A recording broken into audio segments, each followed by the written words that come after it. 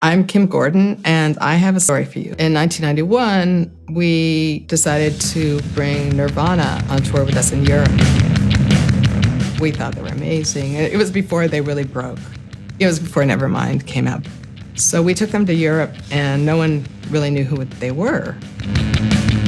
So the first gig was in Germany, and Universal there had put this huge bouquet of flowers in Nirvana's dressing room. And they were on stage, and I went in, and we were just kind of goofing around, and I wrote, "You suck" on it, like as if I was Nirvana. And the record company came in and saw it before the band did, and they were furious. I felt so horrible because I know whenever I try and do a practical joke or something, a prank, it doesn't work for me. It just sort of makes me feel bad and somehow backfires.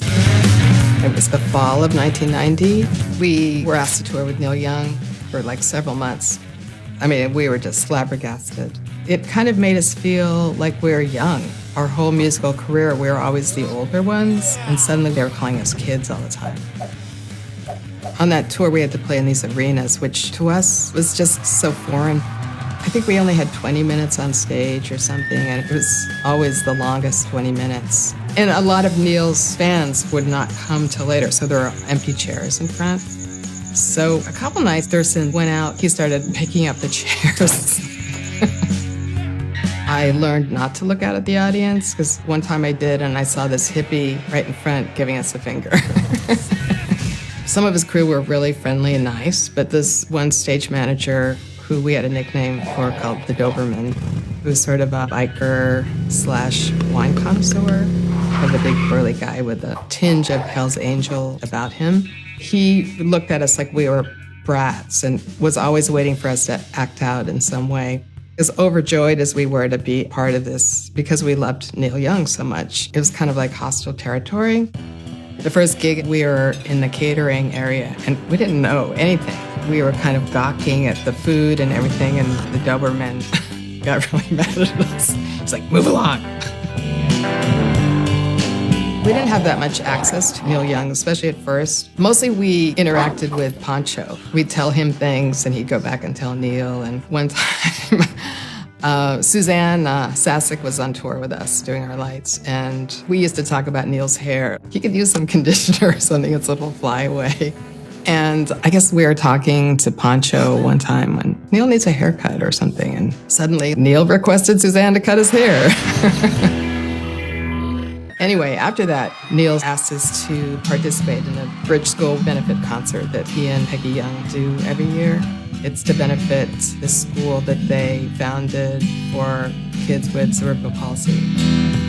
The crowd at the Bridge School definitely felt like a lot of families. The thing about the concert is that it's supposed to be acoustic, absolutely acoustic. Sonic Youth had never done an acoustic gig before. I had a feeling it was going to go really badly. So we get there, and Willie Nelson played before us, and it was actually kind of electric. He ran through an incredibly smooth, professional medley of his hits.